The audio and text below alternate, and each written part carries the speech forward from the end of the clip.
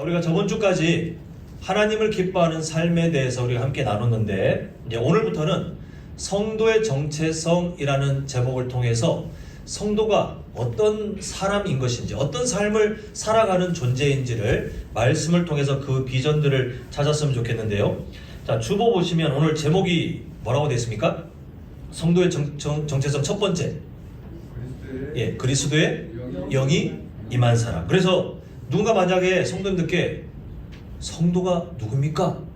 답이 여러 개입니다. 그런데 오늘 우리가 함께 나눌 말씀을 주제로 보자. 뭐라고 대답해야 돼요? 성도는 그리스도의 영이 임한 사람입니다.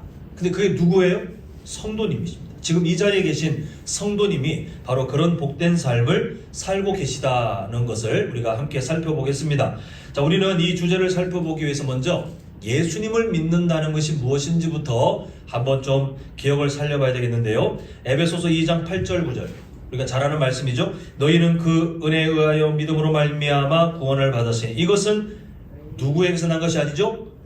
너희에게서 난 것이 아니요, 하나님의 선물이라. 자, 9절, 그렇게 하신 이유가 있답니다. 함께 읽겠습니다. 시작. 행위에서 난 것이 아니니 이는 누구든지 뭐하지 못하게 한다고요? 자랑하지 못하게 하려 하시는 하나님의 의지가 담겨 있다고 말씀하고 있습니다. 자, 우리가 예수님을 믿게 된 것, 오늘 설교 제목으로 또 앞으로의 그 주제로 보면 성도로 부름받은 것은 우리의 노력이 아니라 우리가 작년 말에 갈라디아서 묵상을 통해서 진짜 귀에 딱지가 않도록 들었던 그 주제, 하나님의 전적인 부르심. 우리가 뭔가 어떤 공로도 없잖아요. 하나님은 우리에게 구원의 어떤 근거를 맡기신 적이 없습니다. 왜냐하면 연약하다는 것을 워낙 잘 아시기 때문에. 그래서 하나님이 그 근거를 다 가져가셨어요. 하나님의 은혜로 전적 타락 상태인 우리를 창세 전부터 우리를 부르셔서 예수님 믿게 하시고 성도가 되게 하셨는데, 그것을 사람에게, 사람의 행위에, 그러니까 너희들이 뭘 해서 구원을 받아라, 이렇게 해서 나의 자녀가 되라라고 안 만드신 이유는 인간이 워낙 연약하기 때문에 그렇게 하면 다 교만이라는 죄에 빠져서 자랑하는 것에 빠져 또 범죄하게 될 것을 하나님께서 아셨기 때문에 아예 그냥 그런 싹을 다 잘라버리셨습니다. 이렇게 전적인 하나님의 사랑으로 성도가 되었는데, 성경의 다른 증거를 보니까 이렇게 예수님 믿어서 성도가 되게 된 것에 대한 다른 증거가 바로 오늘 본문이었어요. 우리 본문 다시 한번 보면요, 제일 끝에 중요합니다. 누구의 영이 없으면요?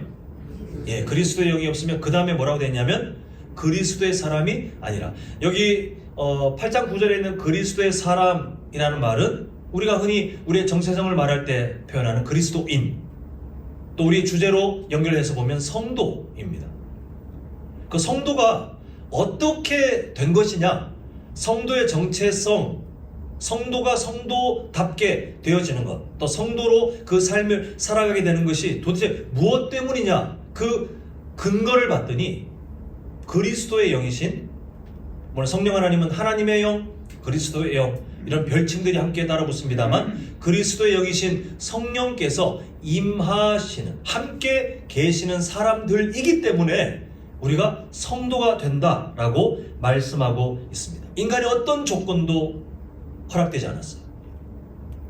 인간의 어떤 공로도 허락되지 않았습니다. 오직 하나님의 전적인 부르심, 그 은혜 가운데 그리스도의 영이신 성령께서 우리에게 임하셨기 때문에 우리는 성도라고 하는 참으로 존귀한 호칭을 허락받았다는 것이 성경의 가르침입니다. 자, 그렇다면 이제 성도의 정체성과 우리 신앙생활에서 몇 가지 요소들이 어떻게 연결되는지, 또 어떤 우리가 조심해야 될 것이 있는지 살펴보겠는데요. 첫 번째는 성경에 대한 것입니다. 자, 제가 두 개의 문장을 화면을 통해서 보여드릴 텐데 둘 중에 하나를 선택하시면 됩니다. 하나는 오답, 하나는 정답이에요. 근데 마음으로 하십시오. 괜히 입으로 말했다가 제가 정답 말했는데 안 맞으면 또 괜히 민망하니까 마음으로 딱 답을 찾으셨습니까? 몇 번이 정답이냐 하면 2번이 정답이에요. 2번. 1번도 그럴싸하고 2번도 그럴싸한 것 같은데, 자, 이것은 순서, 그 일이 되어지는 순서의 문제입니다. 그러니까 성경이라고 하는 그 우리가 마주하는 하나님께서 주시는 그 편지, 이 성경을 잘 알게 되면 그때 믿음이 딴 생겨나가지고 예수님을 믿게 되는 것이 아니라 이 순서가 거꾸로예요. 예수님을 믿게 된 사람들이 그때 성경 안에 있는 진리를 이해하게 되어 있습니다. 그 좋은 예가 물론 안 좋은 쪽의 얘기긴 합니다만 예수님 당시의 종교 지도자들이에요. 성경을 누구보다 잘 알았습니다. 그런데 예수님을 배척하는, 성경을 누구보다 잘 아는데 그 안에 담겨진 예수님을 보지 못하고 예수님을 배척하는 참으로 비극적인 삶을 살았습니다. 세상적인 표현으로 보자면 예수님의 제자들은 그들과 비교하면 가방끈이 한없이 짧았어요. 무식했어요. 근데 예수님을 온전히 믿게 되었을 때에 성경 속의 진리를, 베드로 보십시오. 그 어찌 보면 공부와는 거리가 멀었을 그때 당시에 몸으로 일했던 그 사람이 오순절 성령 강림 사건 때 성령 충만한 다음에 막 담대하게 전하는 것은 둘째치고 구약 성경을 막 인용해서 진리를 전하면서 담대하게 하나님의 말씀을 온전하게 해석해내는 것을 보게 됩니다. 자, 우리 관련된 말씀을 보겠는데요. 요한복음 5장 39절. 예수님께서 당시 그 유대 종교 지도자들에게 하신 말씀이 이렇게 하시죠. 너희가 성경에서 영생을 얻는 줄 생각하고, 자, 그러니까 이 사람들이요, 성경 안에 담겨진 영생의 근거를 어렴풋이나마 알았다는 겁니다. 그 안에 있구나. 그리고 영생을 사모했어요. 영생. 근데 문제는 성경을 그 중간부터 보면 성경을 연구했답니다. 근데 이 성경이 곧 누구에 대하여 증언하는 것이라고요? 예수 그리스도. 우리는 성경의 핵심은 무조건 예수님.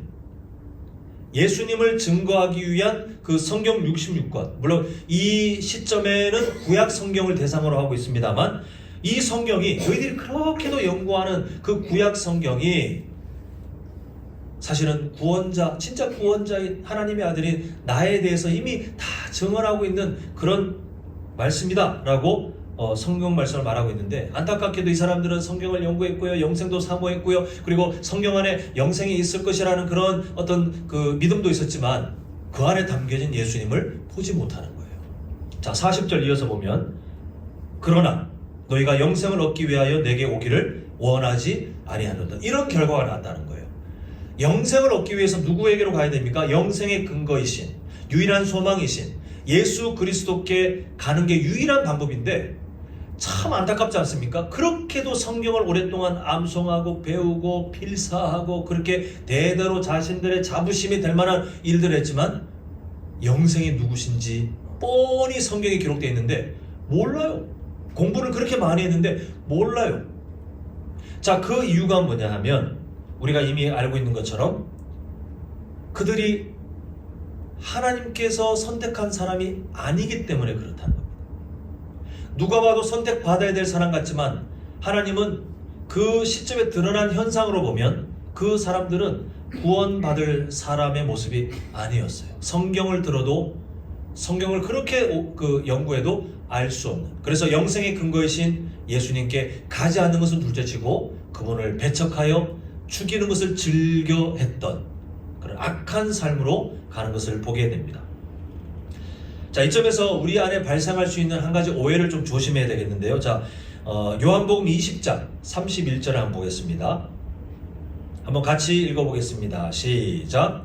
오직 이것을 기록함은 너희로 예수께서 하나님의 아들 그리스도이심을 믿게 하려 하는 또 너희로 믿고 그 이름을 믿고 생명을 얻게 하려 합니다.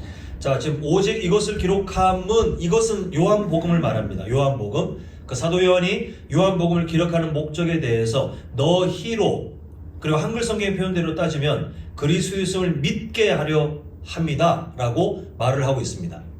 아까 전에 분명히 성경을 잘 안다고 해서 예수님을 믿는 게 아니라고 말씀드렸잖아요. 근데 이 말씀을 보면 성경을 잘 아니까 예수님 믿는다고 했는데 뭐죠? 뭔가 충돌되는 거 아닙니까? 안 맞는 것 아닙니까? 이렇게 오해할 수 있는데 여기에 믿게 하려 함이요, 그 다음에 제일 끝에 생명을 얻게 하려 함이니라에 사용된 동사 시제를 보면 이미 예수님을 믿고 있는 성도들에게 그 믿음이 더 지속되어 더 잘 살아갈 수 있도록, 생명을 누리는 삶이 더 잘 되어지도록 돕는 것이 목적이라고 그 동사의 그 내용이 그렇게 되어 있습니다. 자, 관련하여 요한복음을 해설하고 있는 주석서를 제가 아마 화면에 나올 텐데요. 제가 읽어드립니다. 잘 보십시오. 그때 당시 상황과 관련된 얘기입니다. 가중되는 박해의 상황 속에서 저자 요한은, 자, 여기에 이제 받게 되는 첫 번째 독자가 누군지 보십시오. 요한복음의 독자. 1차적으로는 신앙의 위기에 처한 디아스포라 유대인 출신의 누구죠? 불신자입니까? 예, 기독교인들이 예수의 하나님 아들 되심을 계속하여, 그러니까 주변에 워낙 많은 고난들, 핍박들이 있는데 이 요한복음을 통해서 내가 믿는 예수님이 하나님의 아들이시구나, 그분이 정말 영생이시구나, 그분이 정말 이 온 우주의 근원, 로고스, 우리가 말씀이라는 말이 로고스라는 뜻이라고 했잖아요. 그 로고스, 우주의 근원이시구나, 이걸 깨닫고 다시 힘을 얻고, 그리고 그 믿음이 흔들리지 않도록 돕기 위한 것이 1차 목표. 그 다음에 2차 목표를 읽어드립니다. 그리고 2차적으로는 헬라 세계의 이방인들이 예수의 하나님 아들 되심을 믿도록 하기 위해 본서를 기록한 것이다. 이 성경, 예수님 믿는 사람들, 우리 교회에 다니는 사람들 읽어야 돼, 이게 아니라 1차적으로는 지금 고난받고 있는, 그때 당시에 다른 이방적에서 고난받고 있는 성도들에게 힘을 함께 나누기 위해서, 그 하나님의 아들이심을 함께 믿음으로 고백하기 위해서, 2차적으로는 예수님을 안 믿는 이방인들도 이 사실을 나중에 알 수 있도록 하기 위해서.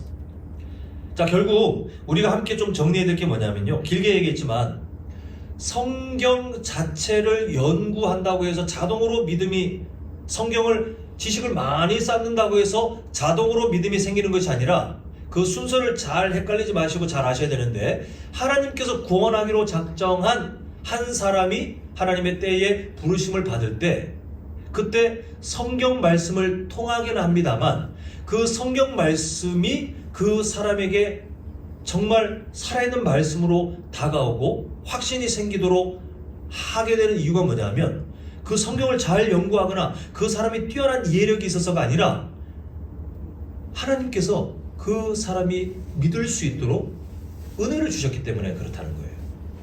아까 예를 들어드린 종교 지도자들이 그렇지 못했던 것은 그 은혜를 허락받지 못해서 그렇습니다. 자, 그래서 우리가 잘 아는 디모데후서 3장 16절, 17절을 보면 성경이 누구에게 유익을 끼치는지가 나와 있죠. 모든 성경은 하나님의 감동으로 된 것으로 교훈과 책망과 바르게 함과 의로 교육하게 유익하니 17절. 이는 누굽니까? 하나님의 사람이에요. 하나님의 사람. 불신자들이 나중에 예수님을 믿을 수 있는 은혜를 허락받으면 그때 이 사람들도 성경의 유익을 누리겠지만, 이 성경의 유익은 지식이 뛰어난 사람이 아니라 하나님의 사람. 오늘 우리가 다루는 주제로 보면 성도예요. 성도들에게 두 가지 삶의 방향을 돕고 있죠. 하나는 온전하게, 성도답게, 그 성도의 정체성에 맞게 온전하게 자라가고, 또한 성도답게 모든 선한 일을 해야 되는데, 순종해야 되는데, 그 일을 할 수 있는, 그게 순종할 수 있는 능력을 갖추게 하려는 것. 다 모두가 성도에게, 예수님 믿는 사람에게 초점이 맞춰져 있는 것을 보게 됩니다. 정리하자면, 한 사람이 성도라고 하는 정체성을 얻게 되는 것은 뭘 잘하고가 아니라, 아까 우리가 보았지만 하나님의 은혜였습니다.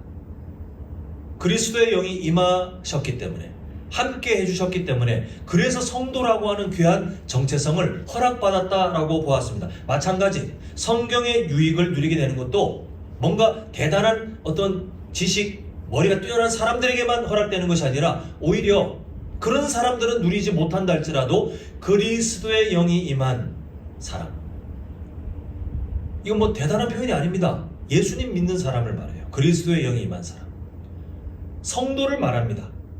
그 성도들에게 하나님께서 은혜를 주셔서 성경 말씀 속에 담겨진 진리를 이해할 수 있도록 도와주신다라는 사실을 이제 우리가 보았습니다. 자, 이 순서, 이제 되어지는 순서를 계속 다루고 있잖아요. 이 순서의 문제는 다른 영역에도 마찬가지인데 이런 질문을 드려봅니다. 교리, 우리가 그 신학적인 교리 있죠? 교리를 잘 알아야 예수님 믿는 사람이라고 인정받을 수 있을까요? 아니면 뭐 사도신경이나 주기도문을 잘 외워야 이제 신앙생활 얼마 안 되시는 분들한테 막 이렇게 가르치는 분들이 종종 계시던데 사도신경이나 주기도문을 외워야 그게 예수님 믿는 사람이지 이렇게 하는 분들을 예전에 봤습니다. 정말 그럴까요? 근데 답은 절대 그렇지 않더라는 것입니다. 성경의 핵심 진리인 교리, 신학적인 것으로 정리된 교리도 그렇고 또 함께 신앙 고백, 또 우리의 사명을 함께 나누는 사도신경이나 주기도문을 암송하는 것도 그렇고 이것은 그것 때문에 성도가 되는 게 아니에요. 이거 잘 아셔야 됩니다. 이게 아무 의미 없다, 불필요하다는 것이 아니라 순서를 지금 계속 우리가 따지고 있는데 교리를 알기 때문에 예수님 믿게 됐다. 아니면 사도신경을 잘 외우고 주기도문을 잘 외웠기 때문에 예수님 믿게 되었다. 성도가 되었다가 아니라 순서가 바뀌어서 성도들에게 신앙생활을 잘 할 수 있도록 견고하게 살 수 있도록 하나님께서 당대 여러 학자들과 먼저 앞서 하나님의 말씀의 은혜를 나눈 여러 사람들 통해서 그 신학이 정립된 그 교리들을 알려주시는 거예요. 그렇게 잘 살아라. 또 이미 예수님 믿고 성도인 사람들이 신앙 고백으로 바르게 하나님을 바라볼 수 있도록 사도신경을 정립해 주셨어요. 성경 어디에도 사도신경이라는 말이 없지 않습니까? 또 예수님 믿고 이미 성도가 된 사람에게 제자들과 나눴던 예수님의 그 대화, 주기도문을 통해서 하나님의 나라는 이런 삶을 바라보고 추구하는 것이 하나님의 나라구나. 하나님의 나라를 깨달아 그렇게 잘 살아가라고, 성도답게 살아가라고 그렇게 주신 거예요. 이 순서가 바뀌어서 이걸 잘해야 성도라고 인정받는다가 아니라 성도들이 더 성도답게 살아가라고 하나님 주신 그런 은혜인 것을 보게 됩니다. 이제 마지막으로 우리가 함께 볼 것은 교회 안에, 교회라는 조직, 또 기관도 마찬가지인데요. 어떤 사람들은 자신이 성도라고 하는 근거를 어디에 찾냐 하면 내가 어느 교회를 다니고 있다로 찾아요. 무의식적으로. 이게 되게 무서운 일입니다. 저는 이게 마귀의 무서운 유혹이라고 생각하는 이유가 뭐냐면 하나님께서 여러분들을 정말 얼마나 존귀한 존재로 바뀌었는지를 성경 곳곳에서 막 외치고 계시거든요. 소골이 아니라 정말 외치고 계세요. 꼭 알고 살라고. 그런데 악한 마귀는 뭘 하냐 하면 그 존귀한 삶을 별것 아닌 삶으로 자꾸만 우리를 속이는 겁니다. 성도님이라는 말이 그냥 애매하니까 교회에서 대충 부르는 호칭이 아니라 그 성도라는 뜻은 거룩한 사람이지 않습니까? 구별된 사람이 성도라는 뜻이에요. 그 원어를 보면 죄에 있던, 죄에게 종으로 살던 존재를 하나님이 끄집어내셔가지고 하나님께 소속된, 그게 거룩한 사람이에요. 하나님께 소속된 성도, 거룩한 존재로 완전히 바꿔주셨는데 그 성도라는 이름을 들을 때마다 우리가 사실은 가슴이 뭉클하고 우리 마음에 자존감이 회복되고 우리의 소망이 다시 시작되고, 아니면 우리가 내가 성도인데 성도답게 살기 위해서 내가 이렇게 살아가지 않을까라고 어떤 마음의 도전이 되고, 그런 성도의 정체성이 출발되는 모든 단어의 출발점이 그리스도인 또는 성도여야 하는데, 이 성도라는 그 존귀한 이름의 가치를 떨어뜨리기 위해서 마귀가 장난치고 있는 게 뭐냐 하면 그냥 교회 등록되어 있기 때문에 성도라고 불려진다라고 아주 낮게 생각하는 거예요.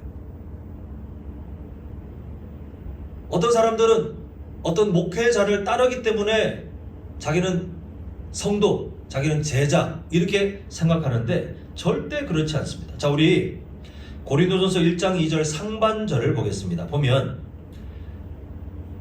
지금 보면 여러분 보시기에 둘째 줄에 곧이라고 하죠. 곧 그리스도 예수, 곧 이걸 기점으로 잘 보시면요. 처음에 고린도에 있는 하나님의 교회를 말하죠. 그리고 곧이라는 걸 기점으로 그 뒤에는 뭐가 있냐면 그리스도 예수 안에서 거룩하여지고 누구라고 부르심을 받았다고요? 예, 성도라고 부르심을 받은 자들. 자, 교회라는 호칭과 성도라고 부르심을 받은 자들이 함께 거론되고 있는데 이 둘 중에 뭐가 더 먼저 된 걸까요? 먼저. 시점상. 이걸 바꿔보면 좀 느낌이 나오실지 모르겠는데 바꾸면 이렇게 됩니다. 그리스도 예수 안에서 거룩하여지고 성도라 부르심을 받은 자들.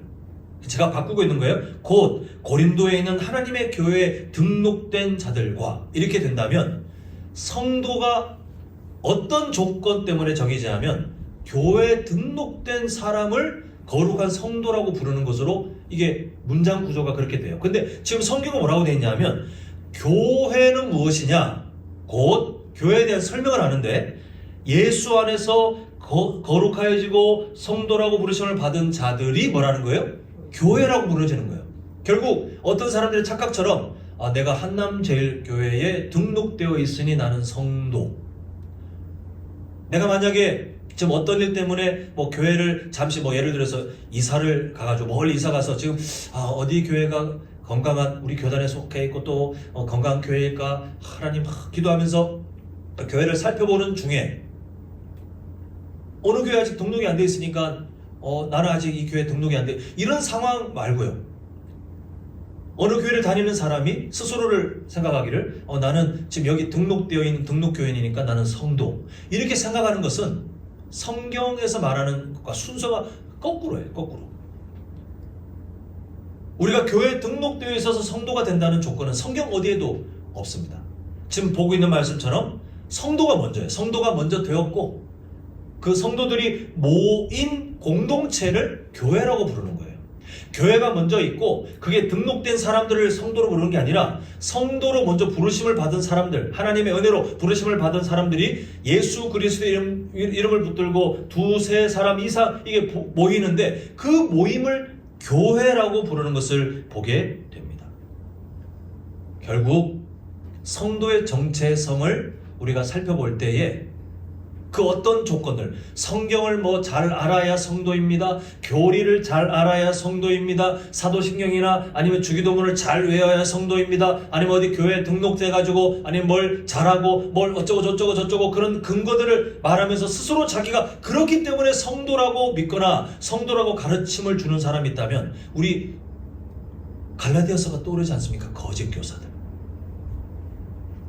성경의 진리가 아닌데 자기들이 조건을 만들어가지고 야 모세 율법을 지켜야 너희들이 이방인들아 예수님 믿어도 모세 율법을 지켜야 구원받는 거요.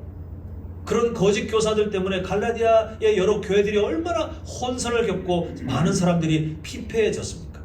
얼마나 많이 관계가 깨졌습니까? 근데 그 흐름을 답습해서 성경 어디에도 성도라는 정체성이 성경을 잘 알기 때문에 성도 그런 근거를 주신 적도 없고 뭐 신학 공부를 열심히 했거나 아니면 사도신경을 뭘 잘하거나 뭘 잘하거나 아니면 교회에 등록되어 있거나 이런 인간적인 어떤 조건 때문에 성도가 되었다고 말씀하신 적이 없는데 스스로 그걸 만들어서 거기서 헛된 자존감을 얻고 그걸 가지고 사람들을 정죄하고 그렇게 못하는 사람들이 예수님 믿는다면서 뭐도 모르고 비난이나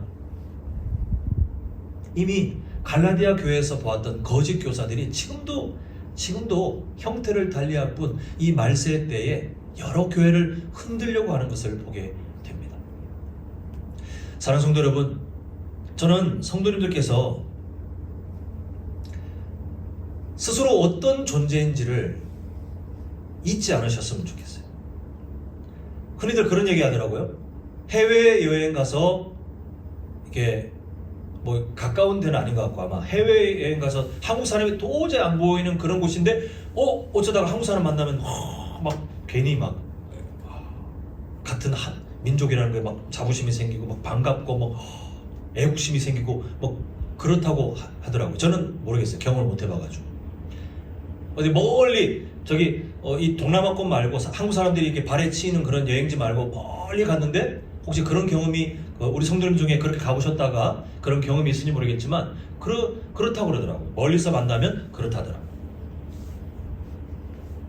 그런 식으로 어쩌다가 평생에 몇 번 내가 한국 사람이지? 한국 사람 만났다? 그거 말고요.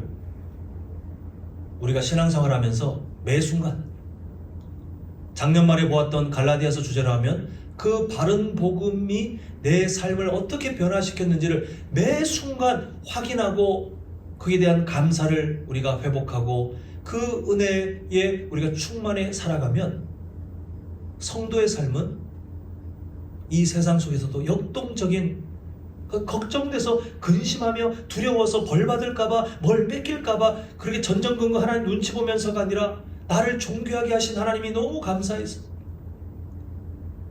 그 하나님이 나를 성도로 삼아주신 것이 너무 좋아서 그 성도라는 타이틀에 내가 많이 부족하지만 그러나 그 아름다운 정체성을 향해 너무너무 자라가고 싶어서 우리는 그렇게 성장을 꿈꾸는 건강한 성도의 모습을 우리는 배워가게 되어 있습니다. 우리 스스로 어떤 존재인지를 말씀을 통해 매 순간 확인하셨으면 좋겠어요. 오늘은 우리가 첫 시간으로 성도 어떻게 보았죠? 누구의 영이 임한 사람입니까? 그리스도의 영이 임한 사람. 다른 조건 다 필요 없어요. 이 말세의 때 온갖 오해들, 아까 말씀드린 것처럼 뭐 하면 예수님 믿는 사람, 뭐 하면 이 조건이 되면 예수님 믿는 사람, 아니요, 다 필요 없고 오직 그리스도의 영이 임한 사람. 우리가 잘나서 그리스도의 영이 임하시는 겁니까? 우리가 회개를 잘해서 우리가 교회에서 직분을 잘 감당해서 우리가 헌금을 많이 냈기 때문에 그게 예정되어 있기 때문에 하나님께서 그리스도의 영을 우리에게 허락하신 겁니까? 우리에게 그 어떤 근거도 찾아볼 게 없는 연약한 존재지만 하나님의 사랑이 그것으로 충분하신 거예요. 우리에게서 뭘 찾아볼 필요 없이 하나님의 사랑이 그냥 충분하신 거예요. 그래서 우리에게 그리스도의 영을 허락하셨고 그 덕분에 우리는 어떤 호칭을 받았다고요? 성도. 우리는 그런 존귀한 자로 이 세상을 살도록 허락받았습니다. 바라기는 내가 성도가 된 것은 내가 뭔가 해서가 아니라 그리스도의 영이신 성령께서 나에게 임재해 주셨기 때문에 그렇구나. 그래서 내가 성도로 살 수 있는 삶을 허락받았구나. 이 신앙 고백, 그 분명한 믿음을 갖고 살아가시는 우리 모두가 되시기를 간절히 소망합니다.